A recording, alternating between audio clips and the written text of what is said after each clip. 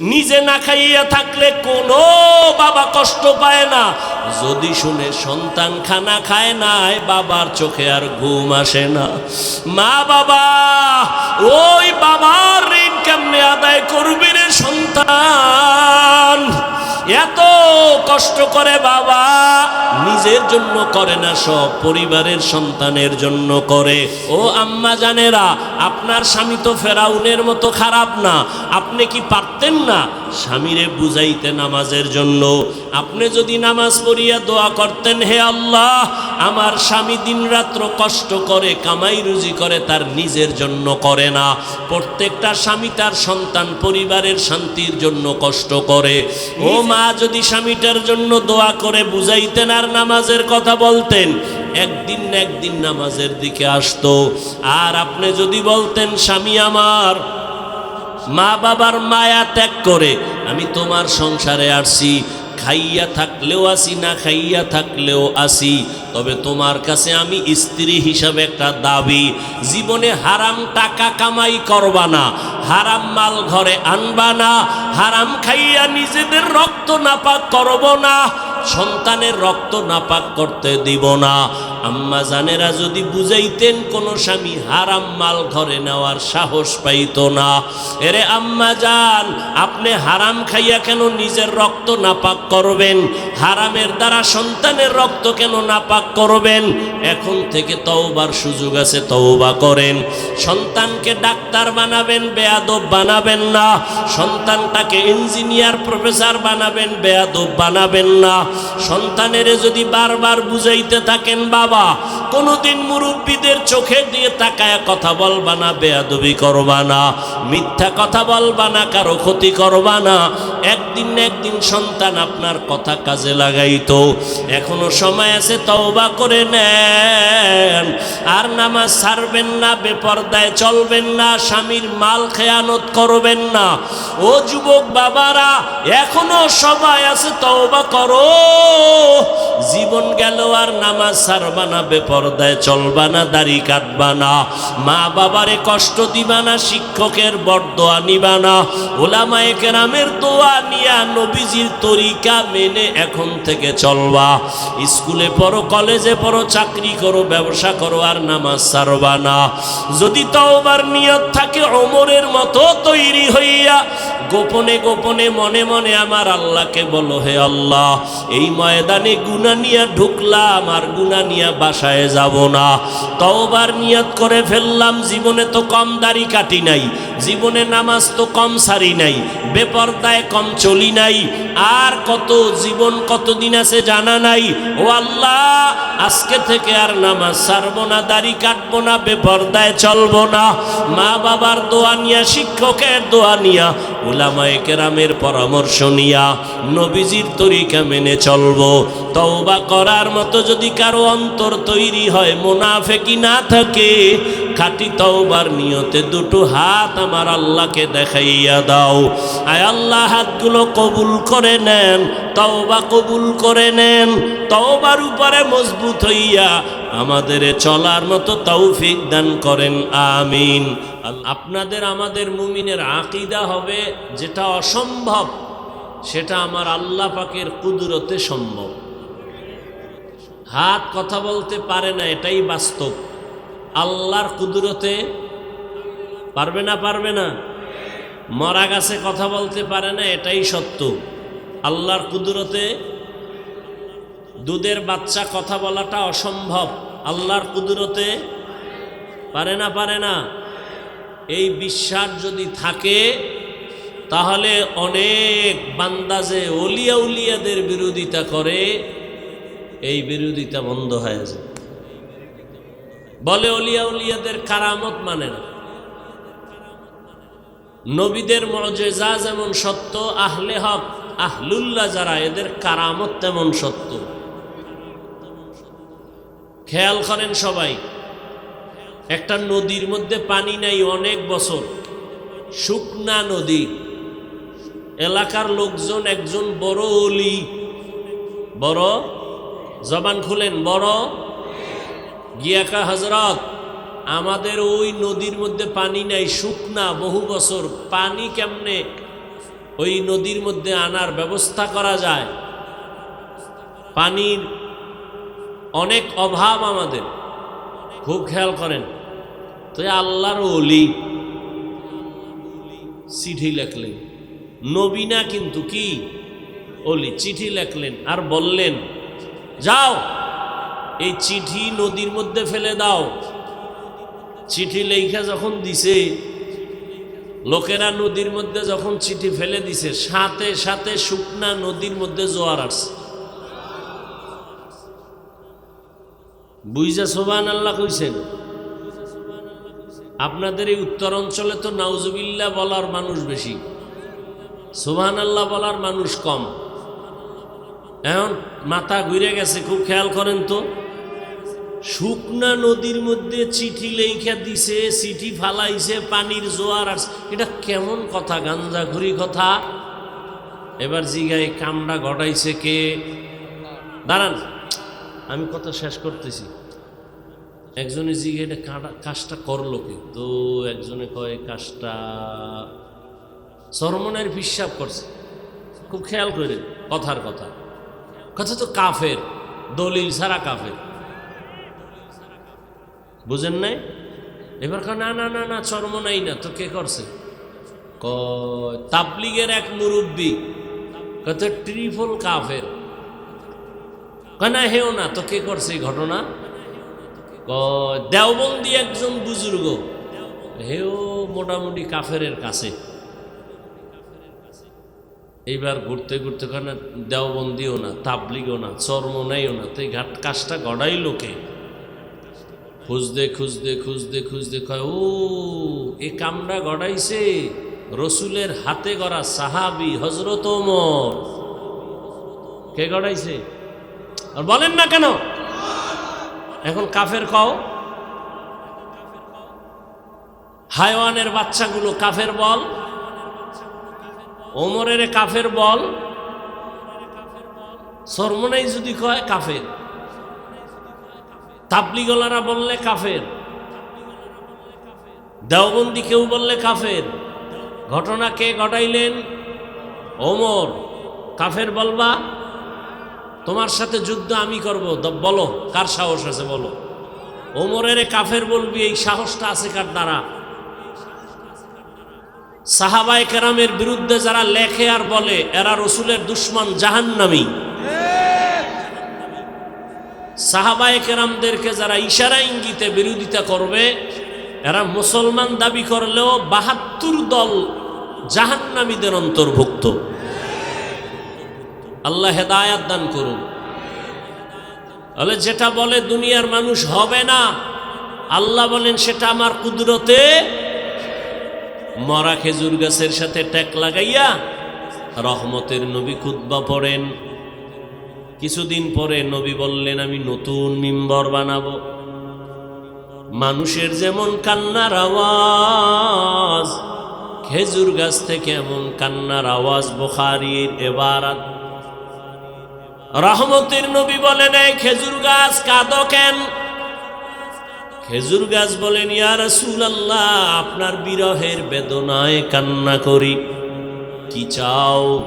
আমি দোয়া করে দিব, তুমি আবার তাজা হয়ে যাইবা, আবার তোমার মধ্যে খেজুর আসবে, উম্মতেরা খেয়ে দোয়া করবে। কয় না না, কি চাও?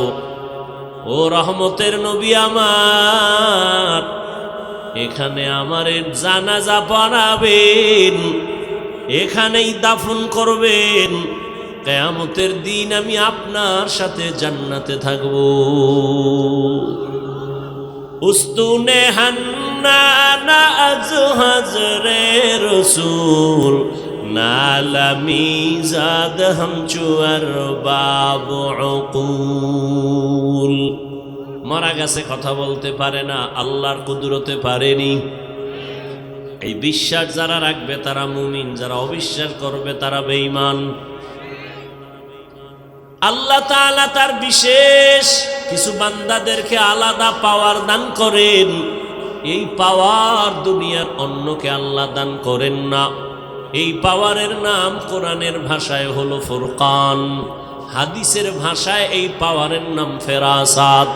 ইয়া আইয়ুহাল্লাযীনা আমানু ইন তাত্তাকুল্লাহ ইয়াজআল লাকুম ফুরকানা قال رسول الله صلى الله عليه وآله وسلم اتقوا فراسة المؤمن فإنه ينظر بنور الله ফেরাসাতের পাওয়ার ও বান্দা তুমি যা দেখো পাওয়ারওয়ালারা অনেক কিছু দেখেন তুমি দেখো না পাওয়ারওয়ালা যারা এরা আল্লাহর প্রিয় বান্দা চোখের নজর দিয়া দেখে না আল্লাহর দেওয়া নূরের আলো দিয়া তারা দেখে খলিফাতুল মুসলিমিন ওমর ফারুক রাদিয়াল্লাহু তাআলা আন খুতবা পড়তেছেন হঠাৎ খুতবার মাঝখানে অপ্রাসঙ্গিক একটা আওয়াজ দিলেন ইয়া সারিয়াতাল জাবাল ইয়া সারিয়াতাল জাবাল ইয়া সারিয়াতাল জাবাল এই সারিয়া পাহাড় পাহাড় পাহাড় ওমর আওয়াজটা দিছেন যেখানে সেখান থেকে সারিয়া 2000 কিলোমিটার দূরে সুবহানাল্লাহ না যেই তালে বিড়ি টানেন কেমনে আসবে সুবহানাল্লাহ জিন্দেগি মে বন্দেগি তু করনা হে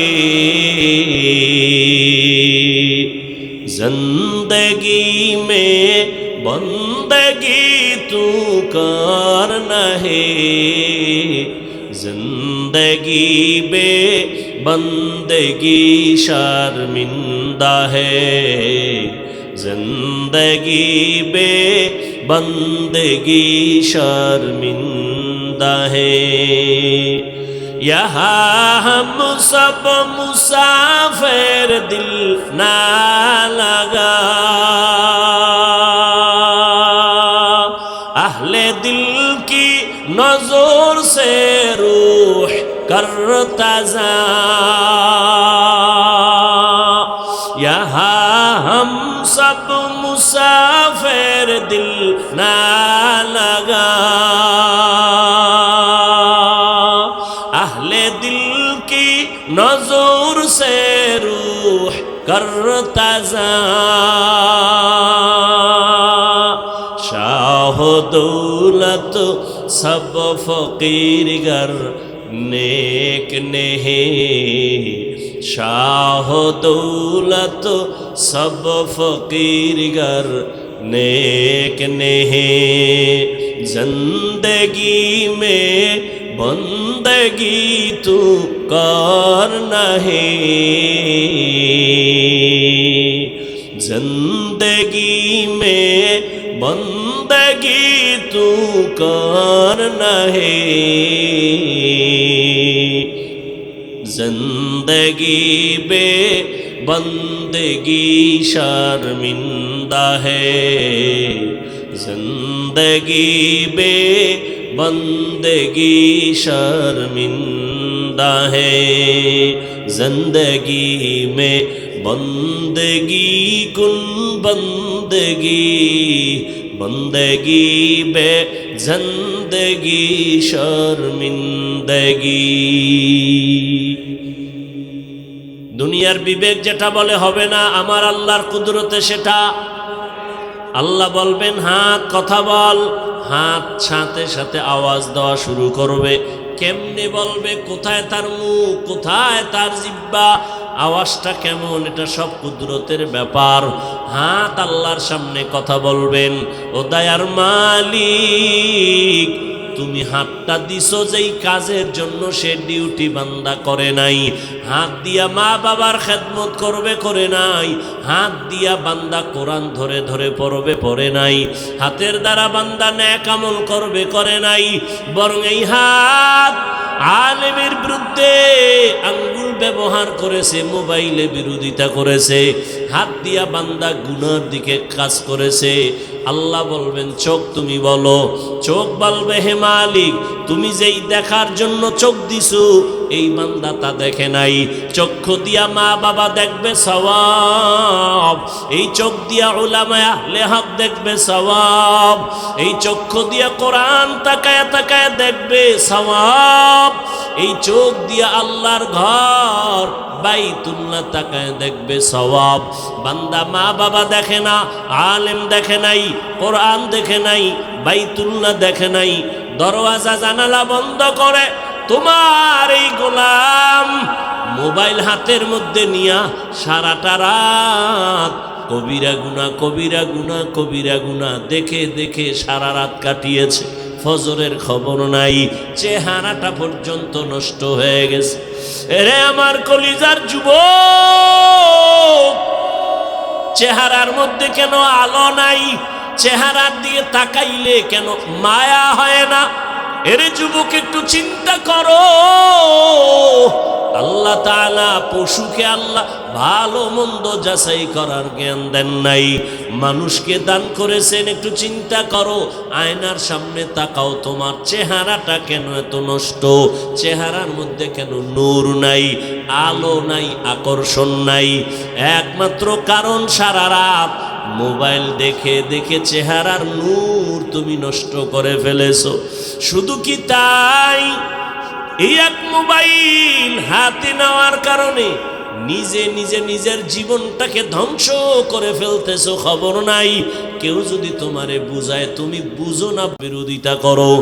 অথচ তুমি একটা ছুরি নিয়ে যদি নিজের কল্লা কাটো, এটাও তোমার যেমন খারাপ লাগার কথা। মোবাইল হাতে নিয়ে নিজের জীবন নিজে ক্ষতি করো, এটাও তো তোমার বোঝা উচিত। আজকে বাসায় গিয়া গুগলে সার্চ দিয়ে দেখবি, টাচ মোবাইল চালাইলে দেখলে শরীরের অঙ্গ প্রত্যঙ্গের কি কি ক্ষতি হয়। আমি বলি তুমি শুনে যাও, তারপরে গুগলে গিয়া মিলাও। এই মোবাইলের কারণে হসপিটালে গিয়া তাড়াতাড়ি চেক আপ করে দেখো, এই মোবাইল তোমার কিডনি ড্যামেজ করে দিতেছে, খবর নাই। এই মোবাইলের কারণে তোমার হার্ট দুর্বল, ব্রেন দুর্বল, চোখের পাওয়ার চলে যায়, কানের পাওয়ার চলে যায়। দেখো না, আগের তুলনায় মাথা ব্যথা বেড়ে গেছে, বুকে ব্যথা বেড়ে গেছে, স্ট্রোকের রোগী বেড়ে গেছে। ভালো মানুষ রোগ নাই, হঠাৎ করে মরে যায় কেন? বলে অ্যাটাক করেছে, স্ট্রোক করেছে। এরে আল্লাহর বান্দা, এই মোবাইলের কারণে তোমার চরিত্র শেষ, লেখাপড়া শেষ। এই মোবাইলের কারণে কত সন্তান মায়ের সাথে বেয়াদবি করেছো, বাবার সাথে বেয়াদবি। এই মোবাইলের কারণে শিক্ষকের সাথে বেয়াদবি করেছো, এই মোবাইলকে কেন্দ্র করে আলেমের সাথে বেয়াদবি করেছো। এক মোবাইলকে কেন্দ্র করে কত সন্তান মায়ের টাকা চুরি করেছে, কত সন্তান বাবার টাকা চুরি করে। মা বাবায় না দিলে বন্ধুর পকেট মারে, বন্ধু যদি না দেয় মানুষের দোকান চুরির ষড়যন্ত্র করে।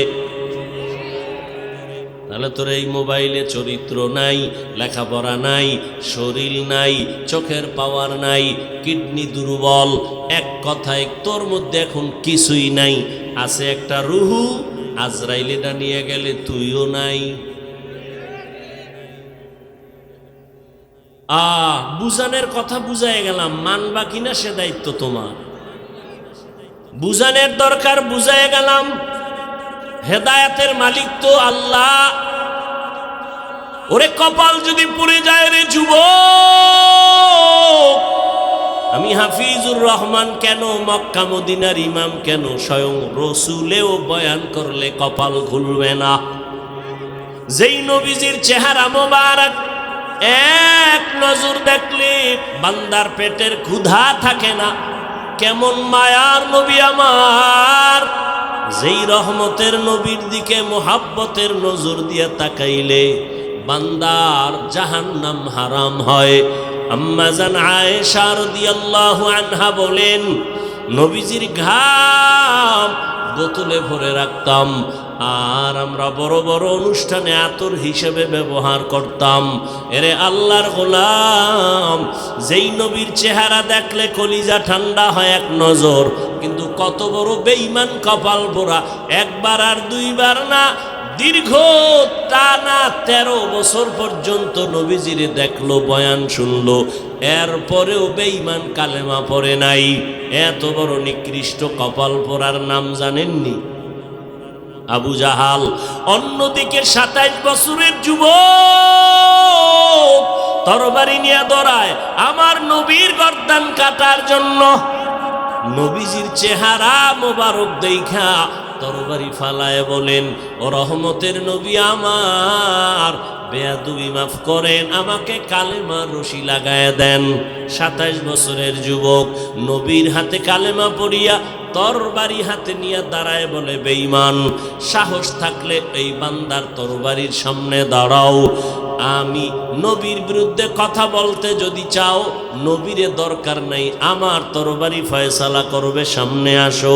এই কফালওয়ালা 27 বছরের যুবককে জানেননি? এর নাম কফাল। এর নাম কি? কফাল।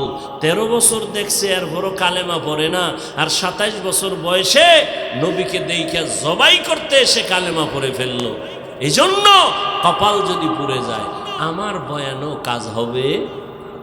এত মানুষ এখানে, মাঠ ভরা, দাঁড়ানোরও সুযোগ নাই, এত মানুষ। বাসায় যায় বলবে, ও অনেক লোক হইছে। কি লাভ হবে তোমার চাপাবাজি করলে যদি ফজরে মসজিদ থাকে খালি? কি এত মানুষ এখানে, অনেক আশেকে রসুল ফজর পড়ে নাই, জোহর পড়ে নাই, আসর পড়ে নাই, মাগরিব পড়ে নাই, এশা পড়বে কিনা তাও জানা নাই। আল্লাহ হেদায়াত দান করেন। এরে আমার যুবক বাবা, অনেক দিন পর্যন্ত এই প্রোগ্রামের প্রচারণা চলছে, অনেকে আসবো আসবো বলিয়া আসতে পারে নাই। আর ওই বান্দা যদি শরীয়তের কোনো কারণে আসতে না পারে, আল্লাহ তাকে পুরা সওয়াব দান করবেন। আর একদল কপাল পোড়া এমন এসেছে ওয়াজের প্যান্ডেলে, কিন্তু প্যান্ডেলে ঢুকতে পারে নাই। রাখু মহিলা প্যান্ডেল তাওয়াফ করে, আর দোকানে আড্ডা দেয়, আর কবিরা গুনাহ করে। কি দেখছেননি কারবার? আল্লাহর কুদরতটা কেমন! এটা বেহেশতের বাজার, পাশে জাহান্নামের বাজার। কি আচ্ছা, ওয়াজ উপলক্ষে মার্কেট হবে কেন, দোকান হবে কেন? অনেক দূরের মানুষ আসছে, একটু চা বিস্কিটের দরকার, দুই একটা চা বিস্কিটের দোকান থাকবে। খেলনার দোকান কেন, বেলুনের দোকান কেন? ওখানে আবার মেয়েরা ঢুকবে কেন, যুবকেরা ঢুকবে কেন? ওখানের এই কবিরা গুনার দায়ভার কারা নিবে? বইলা গেলাম, মানবা কিনা সে দায়িত্ব তোমার। সারা বাংলাদেশের হালাত বড় খারাপ। ও যে আইয়া কপাল ভরা বেলুন কিনছে, বেলুন প্লাস্টিকের মাছ কান্দে লয়ে ঝুলতে ঝুলতে বাড়ি যায়। ম্যাডাম জিগাইব, অজেতে কি নিয়ে আইছো? যে মোনাজাতে বেলুন কবুল হয়ে গেছে। আপনারা হাসেন, কত বড় নির্লজ্জ বেহায়া! আপনারা হাসেন, আবার লজ্জা থাকলে কান্না করা উচিত। আমি হাসির ওয়াজ করি নাই, হাসির কথা বলি নাই। এটা এমন একটা প্যান্ডেল, রসুলের হাদিস, এখানে বসার সাথে সাথে গুনাহ মাফ। এইরকম একটা পবিত্র প্যান্ডেলের পাশে আবার জাহান্নামের বাজার হবে, সেখানে বেপরদা নারী ঢুকবে, যুবক যুবতী ঢুকবে, কিচ্ছু বলা যাবে না। জাতির কপাল এত খারাপ, বলে প্রয়োজনে বক্তা বাদ দাও, আমরা আকাম বাদ দিব না। বলবে এত হুজুর ওয়াজ করলো, কারো লাগলো না, ওনার এত লাগলো কেন? বাদ দে এই হুজুর, আমগো আকাম চলবে। এ জাতির কপাল চূড়ান্ত খারাপের দিকে চলছে। কে বলবে এই কথা? কে শুনবে এই কথা? কে মানবে এই কথা? কেন এত সুন্দর বেহেশতের বাগান, যেখানে বসলেই গুনাহ মাফ, যেখানে চোখের পানি ফেলে দোয়া করলে কবুল, সেই বেহেশতের বাগানের পার্শ্বে কেন জাহান্নামের বাজার হবে, বেপরদা নারীর আড্ডা হবে, খেলনার দোকান হবে? কারণ কি? আল্লাহ হেদায়াত দান করুন, আল্লাহ হেদায়াত দান করুন, আল্লাহ হেদায়াত দান করুন। অজে আসছেন, দোকানে গেছেন কেন? মহাদেবপুর দোকান নাই? তো এখানে কেন দোকানদারি? কেনাকাটার জন্য সেই মার্কেটে যাবেন, এখানে কেন? এখানে আসবেন কোরআনের বয়ান শুনতে, এখানে আসবেন গুনাহ মাফ করার জন্য, কান্না করতে আসবেন। এখানে মাস্তানি কেন? বেলুন কিনেন কেন? মাছ কিনেন কেন? আল্লাহর ভয় বলতে একটু নাই, থাকলে অন্তত মাথা নত থাকতো, হাসতেন না। আমি হাসির কথা বলছি, বলেন তো আপনারা হাসলেন কেন? লজ্জা শরম কমে গেছে। ওই ১৫০০ বছর আগেই তো রাসূল বলে গেছে, লা ঈমানা লিমান লা হায়া আলাহ, যাদের লজ্জা নাই ওদের ঈমান নাই। ওরা রাস্তায় যদি ল্যাংটা করিয়া ফালায় তারপরও বলবে অর্ধেক ইজ্জত বাকি, ওদের লজ্জা নাই। আল্লাহ আমাদের লজ্জা আবার ফিরায় দিন। ভাইরা আমার, আল হায়াউ শুবাতুম মিনাল ঈমান। একটা ঘরের মধ্যে ৩-৪টা রুম আছে, এক রুমে আছে মা বাবা, আর এক রুমে ছেলে, আর এক রুমে মেয়ে। সারা রাত মোবাইলে চলে জিনা জিনা জিনা জিনা। স্বামী আর স্ত্রী সারা রাত মোবাইল, মেয়ে আর এক রুমে মোবাইল, ছেলে আর এক রুমে মোবাইল। ওরে ঘুমের থেকে ওইটা দেখতে তোর চেহারা শুকর করে দিয়েছেন আল্লাহ। দেয় না কেন? একমাত্র মুহাম্মদের উম্মত হওয়ার কারণে। না হয় ঘুমের থেকে ওইটা দেখতে চেহারা কুকুরের মতো হয়ে গেছে। সারা রাত গুনাহ করবি আর আল্লাহ কিছু করবে না, শুধু মুহাম্মদের উম্মত হওয়ার কারণে আল্লাহ ওয়াদা করছেন চেহারা পাল্টাবেন না। না হয় পাল্টায় দিতেন, ঘুমের থেকে উঠে দেখতা চেহারা শুকরের মতো হয়ে গেছে, কুকুরের মতো হয়ে গেছে গুনার কারণে। আল্লাহ হেদায়েত দান করুন। বয়ানে আসছে ফজর নাই, জোহর নাই, নামাজ নাই, দাবি করে আমরা বয়ানে আসছি। কি হবে এই বয়ান দিয়ে? কমিটির কিছু হবে আর আমি বক্তার কিছু হবে, আপনাদের কি হবে? আমারে ঠিক মতো টাকা পয়সা না দিলে আমি তার জীবন এমন কম খালি নেই। যাও, কমিটি কিছু কালেকশন করছে, ফায়দা হবে, খালাস। আপনাদের কি হবে? এই বয়ান দিয়ে কি হবে?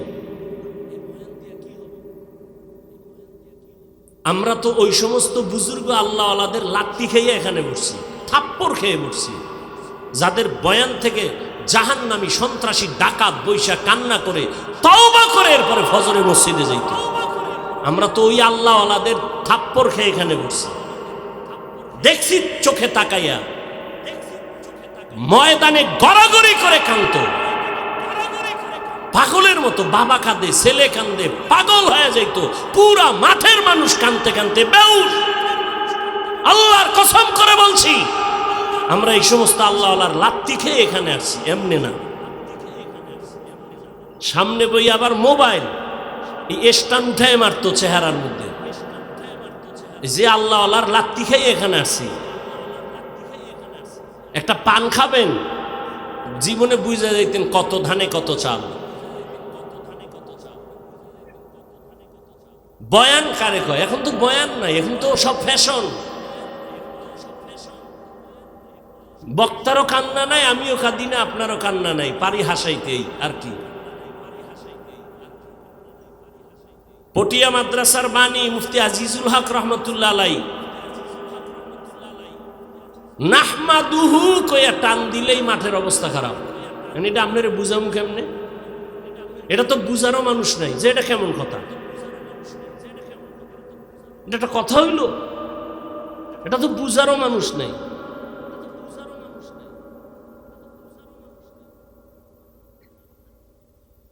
আল্লাহ হেদায়েত দান করুন। ইয়া আইয়ুহাল্লাযীনা আমানুত্তাকুল্লাহা হাক্কা তুকাতিহ।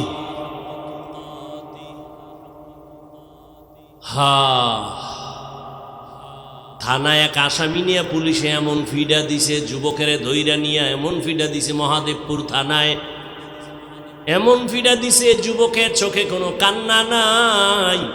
ও আল্লাহর বান্দার একটু আকল খাটাইয়া চিন্তা করেন। মহাদেবপুর থানায় যুবক এমন পুলিশের পিটা লাগছে, কাঁদে না। আর এটা কেমন প্যান্ডেল! আল্লাহওয়ালা বয়ান করে আর যুবক ওই মাথায় বয়া হাউ মাউ করে কান্না করে। একটু চিন্তা করেন, ওই যুবকের মারলো কেউ, কাঁদে কেন? বুঝেননি? বুঝেন? ওরে থানায় নিয়ে পুলিশে পিটায়, কাঁদে না। আর ওয়াজের প্যান্ডেলে আল্লাহওয়ালা বয়ান করে, মানুষ গড়াগড়ি খায়, কান্নে। ওই 200 হাত দূরে এক যুবক কাঁদে। ওরে মারলো কে? কই সেই বয়ান? কই সেই বয়ানের রূহ? কই সেই আমল? এত সোজা না।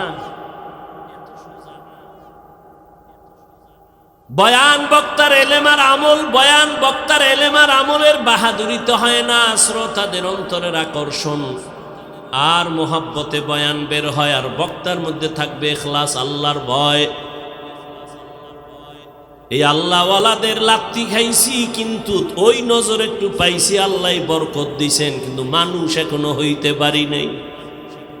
ওরে আমি যদি আপনাদের বয়ান শুনাইতে গিয়া বলি আমি মানুষ হইতে পারি না, তো আপনাকেও তো চিন্তা করা উচিত, আপনি কি হইলেন? আর বাঁচবেন কত? হায়াতের 3 ভাগের 2 ভাগ শেষ। যদি আপনার হায়াত 30 বছর থাকে, মুহাম্মদের উম্মতের হায়াত গড়ে হবে 60 থেকে 70 বছর, তাহলে আর বাঁচবেন 30, অর্ধেক শেষ। যদি আপনার হায়াত থাকে 40, আপনার 3 ভাগের 2 ভাগ শেষ, 20 বছর। কিন্তু বাঁচবেন কিনা তাও বড় কঠিন, কারণ ইদানিং শুধু মরণ আর মরণ আর মরণ। মরণ ফাঁদ লইয়েই তো ঘুরে। এই মোবাইলের কারণে শরীর শক্তি দুর্বল, চোখের পাওয়ার কমতেছে, বান্দার হার্ট দুর্বল হইতেছে। একের পর এক মরণ ফাঁদ নিয়ে আমরা চলি। আবার আমার কলিজার যুবকেরা আর একটা মরণের ফাঁদ নিয়ে পাগল, বাইক। কি মরণের তাজা একটা মরণ ফাঁদের নাম বাইক, মোটর সাইকেল, হুন্ডা। ওটার মুখে উঠলেই খালি শরীরে আগুন। শরীরে কি পিছনে যদি আবার বিপরীত কোনো পার্স থাকে তো আরো আগুন। সকাল 10টায় ঘুমে তুই কি ঢাকায় আম্মু মহাদেবপুর বাজারে যাই কেন? বলে আমার এক বন্ধুর সাথে মোলাকাত। আসবি কখন? বলে 1 ঘন্টা পরে। 2-3 ঘন্টা হয়ে যায়, মায়ের অন্তরে বাড়ি লাগছে, এখনো আসে না কেন? টেলিফোন করে, কেউ ধরে না। দীর্ঘ টাইম পরে একজনে ধৈরা অচেনা কণ্ঠ কয়, কে তুমি? বলে মোবাইলওয়ালার মা। মোবাইলওয়ালার বাপ আসেনি, আছে, দাও তাড়াতাড়ি, দেখো তোমার ছেলের মোবাইল কে ধরছে, দেখো। এবার রিসিভ করে কয়, কে তুমি? বলে আমি মোবাইলওয়ালার বাবা। বাড়ি কই? বলে আমার বাড়ি অমুক এলাকায়। তাড়াতাড়ি চলে আসো, তোমার লাশ তাড়াতাড়ি বাসায় নিয়ে যাও। ছেলের লাশ এক জায়গায়, বাইক আর এক জায়গায়, তাড়াতাড়ি আসো, লাশ নিয়ে যাও। এই হয়নি এরকম? কয়দিন আর বাঁচবি রে যুবক? মহামারী করোনায় যুবকের লাশ, ছাত্র জনতার বৈষম্য বিরোধী আন্দোলনে যুবকের লাশ, পানির নিচে যুবকের লাশ, গাড়ির নিচে যুবকের লাশ, ঘুমের বিছানায় যুবকের লাশ। ও যুবক বাবারা, রাতের ঘুম শরীরের মহা ঔষধ। আমি সারা রাত ওয়াজ মাহফিল করে ঢাকা যাব, বাসায় যেয়ে ঘুমাইতে পারবো না, রাতে আমার ঘুম নাই, কপাল খারাপ। তারপরও সান্ত্বনা দেই, ও আল্লাহ তোমার দিনের কাজই তো করছি, গুনাহ করি নাই। তুই রাতের ঘুম মারছো কি কইরা? আমার না, আমি তো তৃপ্তি পাইলাম। তুই কি করছো? তুই সারা রাতের ঘুম মারছো কি দিয়া? আকাম কইরা, কবিরা গুনাহ কইরা। আল্লাহ হেদায়াত দান করুন। বয়ান চলতেছে, তাবলীগের বয়ান, পীর মাশায়েখের বয়ান, বক্তাদের বয়ান, জুমার খতিবের বয়ান, এরপরও পরিবর্তন নাই কেন? আল্লাহর কসম, যতক্ষণ পর্যন্ত আল্লাহর শাস্তির ভয় অন্তরে না আসবে ততক্ষণ পর্যন্ত বয়ান বাস্তবায়ন হবে না। একটা সন্তান মা বাবাকে ভয় করার কারণে মা বাবার সামনে অন্যায় করে না। একটা ছাত্র শিক্ষকের ভয় করার কারণে শিক্ষকের সামনে ছাত্র অন্যায় করে না। ঠিক আমার আল্লাহর গোলাম বান্দারা যদি আল্লাহর আযাবের ভয় করত, গলায় ছুরি লাগাইতো, দাড়ির মধ্যে কখনো অস্ত্র লাগাইতো না। हर के दारत खौफ हक़दार दिल मदाम जन्नतुल मअवा देहत उरा मकाम जुज़बा हक़ची जे मखाअज इंसुजा फजले उ आमस्ते दर जुमला जहां। আল্লাহ বলেন আমাকে হক আদায় করে ভয় করো। সাহাবায়ে কেরাম পেরেশান হয়ে গেলেন, নবীর কাছে বললেন ইয়া রাসূলুল্লাহ, আল্লাহ যত বড় ওই পরিমাণ ভয় করা আমাদের দ্বারা অসম্ভব। নবীও চিন্তায় পড়ে গেলেন। রব্বুল আলামিন জিবরাইল আমিনকে পাঠাইয়া দিলেন, সান্ত্বনার আয়াত নিয়ে শুনায় দাও। জিবরাইল আমিন আমার নবীর সামনে এসে আয়াত শুনায় দিলেন সান্ত্বনার, ইত্তাকিল্লাহা মাস্তাতাতুম, সাধ্যমতো ভয় করা লাগবে। বান্দা আমার হক আদায় করে, ভয় করার প্রয়োজন নাই, বরং বান্দা তোমার সাধ্যমতো আল্লাহকে ভয় করো। আমি যদি আপনাদের প্রশ্ন করি, আপনারা কারা কারা আল্লাহকে ভয় করেন? যদি করি, একজনও কি হাত উঠাবে না? সবাই এই উঠে দেখছেন, কই নাই এতে অবস্থা। মানে মরাডারে মারো কেন, কয় লড়ে কেন? সবাই হাত উঠায় ফেলবে। হুজুর আপনাদের থাকেও আমরা আল্লাহরে বেশি ভয় করি। কোনো চালাক বাঙালি থাকলে দুই পাও উঠায় দিবে, বলবে চার হাত পায়ে ভয় করি, অথচ নামাজ পড়ে নাই, রোজা রাখে না, হালাল খায় না। ও আল্লাহর বান্দা, তুমি নামাজ বাদ দিয়া বলো ভয় করি। আমি নামাজ ঠিক মতো 5 বেলার নামাজ পড়ে বলি আল্লাহকে ভয় করি। আমি দাড়ি রেখে বলি আল্লাহকে ভয় করি। তুমি দাড়ি না রেখে বলো আল্লাহকে ভয় করি। আমি হালাল খাইয়া বলি আল্লাহকে ভয় করি। তুমি হারাম খাইয়া বলো আল্লাহকে ভয় করি। দোনো ভয় কি সমান? আসলে তোমার মধ্যে আল্লাহর ভয় নাই। যদি ভয় থাকতো জীবন গেলেও তুমি হারাম খাইতে পারতা না। আল্লাহর ভয় কেমনে আসবে? ভয়ের নাম তাকওয়া। একমাত্র আল্লাহওয়ালাদের নেক নজর লাগাও। আল্লাহওয়ালাদের নজরের মধ্যে পাওয়ার আছে, পাওয়ার। এই পাওয়ার আর কারো নজরে নাই। এরে কষ্ট হইতেছে আপনাদের? একটা গাঞ্জাখোরের নজরেও পাওয়ার আছে, আছে না? একটা দুধের বাচ্চা হঠাৎ এক গাঞ্জাখোর নজর দিয়ে কয় এত সুন্দর ফুটন্ত গোলাপ নাই, এরে যায় খায় না। ডাক্তার বলে কোনো রোগ নাই। মুরব্বীরা কয় বদ নজর, হয়নি? গাভীর দুধ হয় 20 কেজি, ও একদিন দেখে কয় এত দুধ গাভীর, পরের দিন থেকে 3 কেজিও নাই। আপনাদের এলাকায় কদু গাছ লাগায় না? কদু গাছের মাঝে মাঝে দেখবেন, মাঝে মাঝে দেখছেননি কোনো দিন যে জুতা টানায়? দেখছেন কেন? জুতা বরকতের জিনিস, নমরুদের গালে লাগছে। এই জুতা টানাইলে কদু বড় হবে, পোকা হবে না, এই জন্য তো। কেন জুতা টানায় জানেন না? কার বদনজর? পিসা বুজুরের, কোনো আলেমের? বেআমলওয়ালা বেনামাজি গাঞ্জাখোরের নজরে যদি পাওয়ার থাকে, একজন তাহাজ্জুদওয়ালা জিকির করনেওয়ালা মুত্তাকি তার চোখের নজরে কেন পাওয়ার হবে না? আউলিয়ারা কারে উকবা ইখতিয়ার, জাহেলারা কারে দুনিয়া ইখতিয়ার। মাইলে মোমেন সোয়ে মোমেন মিশাওয়াত, মাইলে কাফের সোয়ে কাফের মিশাওয়াত। আল্লাহর ভয় অন্তরে জমা করো, আল্লাহওয়ালাদের নেক নজর লাগাইও। এরে যুবক, এতক্ষণ কষ্ট করে যে চিল্লাইতেছি, তুমি মনে করতেছো কত না জানি মজা। না বাবা, একটা চিৎকার দিলে পুরা শরীরের রন্ধ্রে রন্ধ্রের রিয়াকশন শুরু হয়ে যায়। পৃথিবীতেই চিল্লানোর মতো আর কষ্টের কোনো কাজ নাই। এরপরও চলতেছে 12 মাস। কি জহুরের পরে, মাগরিবের পরে, এশার পরে, সারাদিন সারা রাত, কি রৌদ্র আর বৃষ্টি। দৌড়াচ্ছি, গাধার মতো দৌড়াচ্ছি, পায়ে ধরে ধরে বুঝাইতেছি রে বাবা। একবারও এই যে এতক্ষণ চিল্লাইলাম, একবারও কিন্তু বলি নাই ও মহাদেবপুরের বাবারা, আমি 5 কল্লি টুপিওয়ালা, তোমরাও 5 কল্লি দাও, না হয় তোমার কপাল খারাপ হবে। বলছি? বলি নাই। আমি কওমি মাদ্রাসার সন্তান, তোমরাও কওমি মাদ্রাসায় যাইও। না হয় তোমরা জাহান্নামে যাইবা। একবারও বলি নাই আমি তাবলিগের লাইনের সন্তান, আমি পীরের মুরিদ। একবারও বলি নাই যদি তাবলিগে না যাও, পীরের কাছে না যাও, তুমি ধ্বংস হয়ে যাইবা। একবারও বলি নাই। কি বলি শুনো যুবক বাবা, আমি তোমাকে শুধু বলবো না, আরো সাহস দিয়া যাব। জানা নাই আমার মতো এই সাহস বাংলাদেশে আর কোনো বক্তা দেয় কিনা।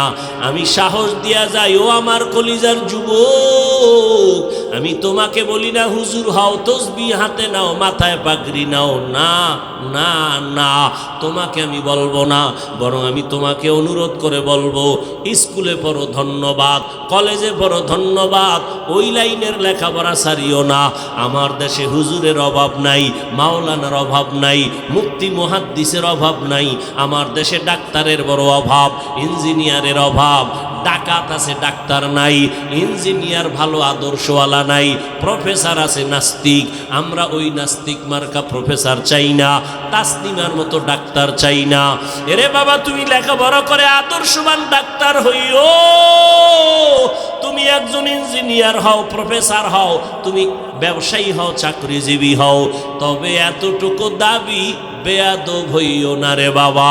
তোমার ব্যবহারে কোনোদিন যেন মা বাবা কষ্ট না পায়, তোমার আচরণে কখনো যেন শিক্ষকেরা কষ্ট না পায়, তোমার ব্যবহারে কখনো যেন উলামায়ে কেরাম কষ্ট না পায়।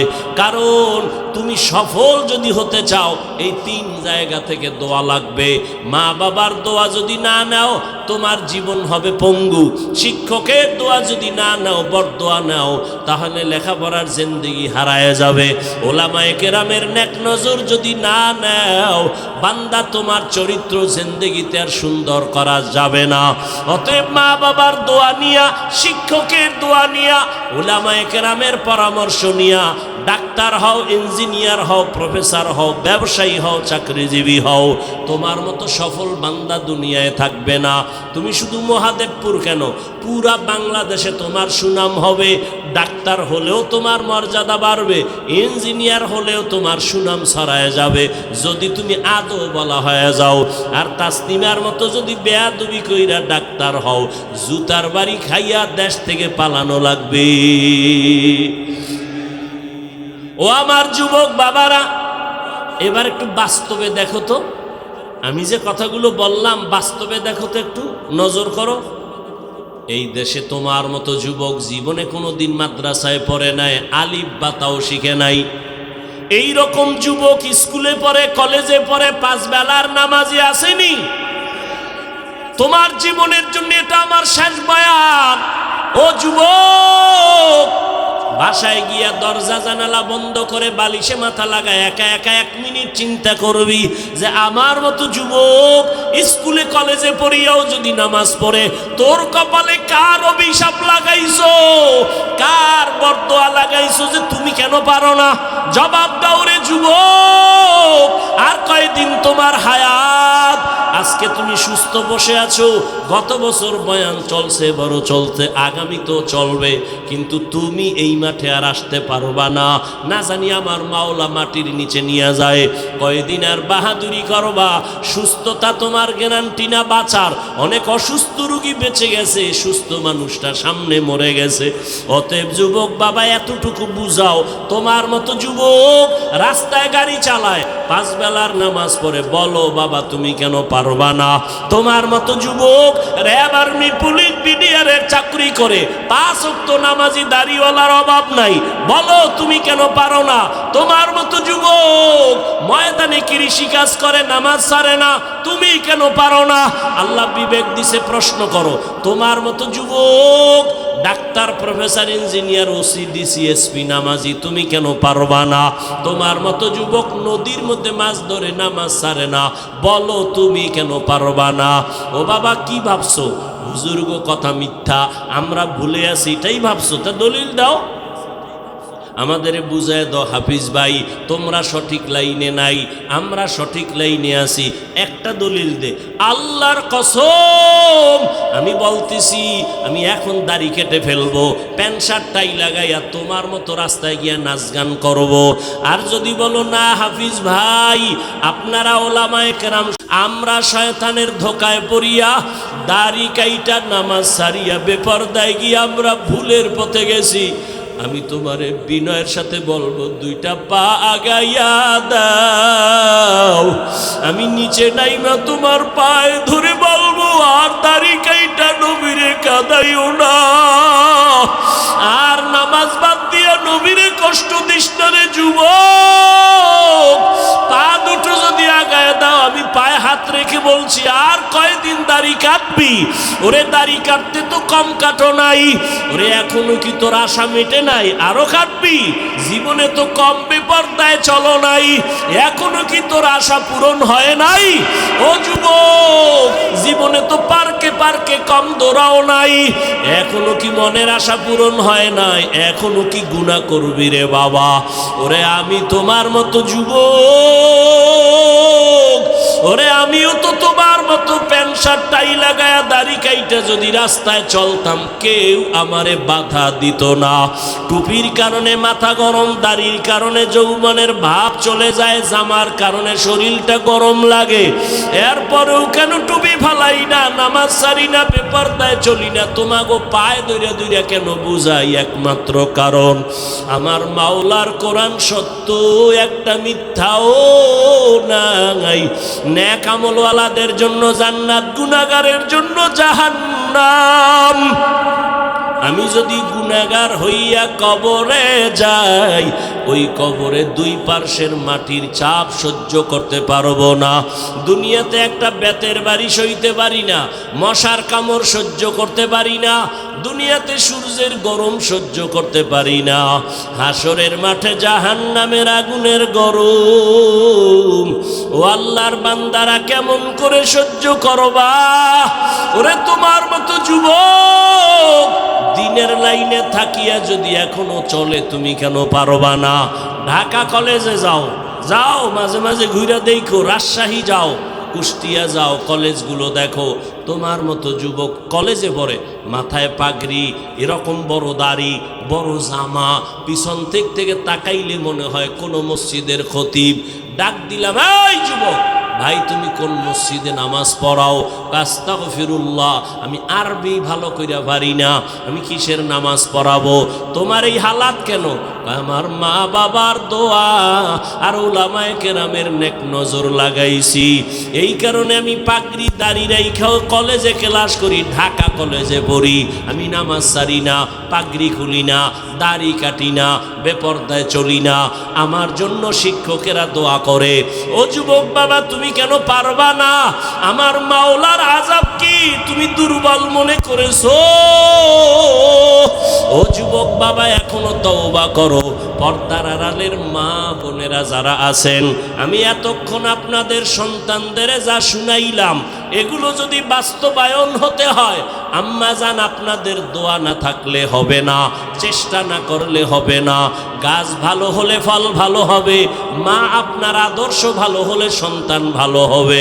এরে আম্মা জানেরা, আপনার মতো কত মা এই এলাকায় এখনো আছে, বেপরদায় চলে না, নামাজ ছাড়ে না, মোবাইলে সময় নষ্ট করে না। আপনি কি পারবেন না রে আম্মা জান? আপনি কেন পারেন না নামাজ পড়তে, পর্দা করতে? এরে আম্মা জান, আপনাদের কত মূল্য! আপনারা তো সাহাবায়ে কেরামদের মায়ের মতো মা, আপনারা তো নবীদের মায়ের মতো দামি, আয়েশা রাদিয়াল্লাহু আনহার মতো দামি নারী, ফাতেমা রাদিয়াল্লাহু আনহার মতো দামি। এরে আম্মা জানেরা, আপনারা তো খাদিজা রাদিয়াল্লাহু আনহার মতো দামি। এরে আম্মা জান, আপনারা তো ইসমাইল নবীর মা হাজেরা আলাইহিস সালামের মতো দামি, ঈসা নবীর মা মারিয়াম আলাইহিস সালামের মতো দামি। এই দুনিয়ায় বড় এক বেঈমানের নাম ফেরাউন। জানেননি এই বেঈমানের, ফেরাউনের স্ত্রীর নাম কি? আসিয়া। এত বড় বেঈমানের ঘরে থাকিয়া আসিয়ার মতো বান্দি আল্লাহর পেয়ারা হয়ে গেল। রহমতের নবী বলেন, কিয়ামতের দিন আসিয়ার সাথে আমি মুহাম্মদ মুহাম্মদের সাথে বিবাহের বন্ধন হবে। ও আম্মা জানেরা, আপনার স্বামী তো ফেরাউনের মতো খারাপ না। আপনি কি পারতেন না স্বামীরে বুঝাইতে নামাজের জন্য? আপনি যদি নামাজ পড়িয়া দোয়া করতেন, হে আল্লাহ, আমার স্বামী দিনরাত্র কষ্ট করে কামাই রুজি করে, তার নিজের জন্য করে না। প্রত্যেকটা স্বামী তার সন্তান পরিবারের শান্তির জন্য কষ্ট করে। নিজে না খাইয়া থাকলে কোনো বাবা কষ্ট পায় না। যদি শুনে সন্তান খানা খায় নাই, বাবার চোখে আর ঘুম আসে না। মা বাবা, ওই বাবার ঋণ কেমনে আদায় করবি রে সন্তান? এত কষ্ট করে বাবা, নিজের জন্য করে না, সব পরিবারের সন্তানের জন্য করে। ও মা, যদি স্বামীটার জন্য দোয়া করে বুঝাইতেন আর নামাজের কথা বলতেন, একদিন না একদিন নামাজের দিকে আসতো।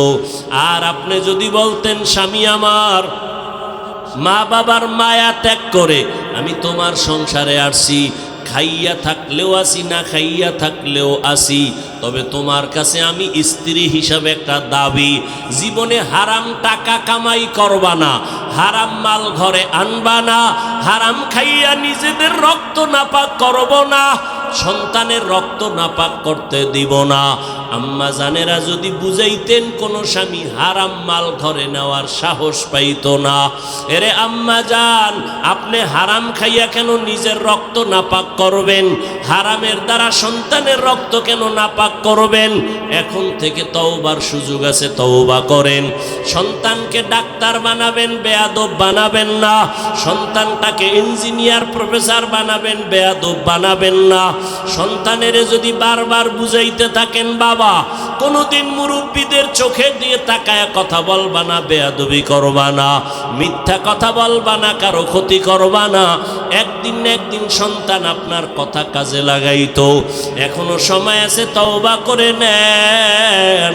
আর নামাজ ছাড়বেন না, বেপরদায় চলবেন না, স্বামীর মাল খেয়ানত করবেন না। ও যুবক বাবারা, এখনো সময় আছে, তওবা করো। জীবন গেল আর নামাজ ছাড়বা না, বেপরদায় চলবা না, দাড়ি কাটবা না, মা বাবারে কষ্ট দিবা না, শিক্ষকের বরদোয়া নিবা না, ওলামায়ে কেরামের দোয়া নিয়া নবীজির তরিকা মেনে এখন থেকে চলবা। স্কুলে পড়ো, কলেজে পড়ো, চাকরি করো, ব্যবসা করো, আর নামাজ ছাড়বা না। যদি তওবার নিয়ত থাকে, ওমরের মতো তৈরি হইয়া গোপনে গোপনে মনে মনে আমার আল্লাহকে বলো, হে আল্লাহ, এই ময়দানে গুনাহ নিয়ে ঢুকলাম, আর গুনাহ নিয়ে বাসায় যাব না। তওবার নিয়ত করে ফেললাম, জীবনে তো কম দাড়ি কাটি নাই, জীবনে নামাজ তো কম সারি নাই, বেপরদায় কম চলি নাই, আর কত জীবন কতদিন আছে জানা নাই। ও আল্লাহ, আজকে থেকে আর নামাজ ছাড়বো না, দাড়ি কাটবো না, বেপরদায় চলবো না। মা বাবার দোয়া নিয়া, শিক্ষকের দোয়া নিয়া, উলামায়ে কেরামের পরামর্শ নিয়া নবীজির তরিকা মেনে চলবো। তওবা করার মতো যদি কারো অন্তর তৈরি হয়, মুনাফিকি না থাকে, খাঁটি তওবার নিয়তে দুটো হাত আমার আল্লাহকে দেখাইয়া দাও। আয় আল্লাহ, হাতগুলো কবুল করে নেন, তওবা কবুল করে নেন। তওবার উপরে মজবুত হইয়া আমাদের চলার মতো তৌফিক দান করেন, আমিন।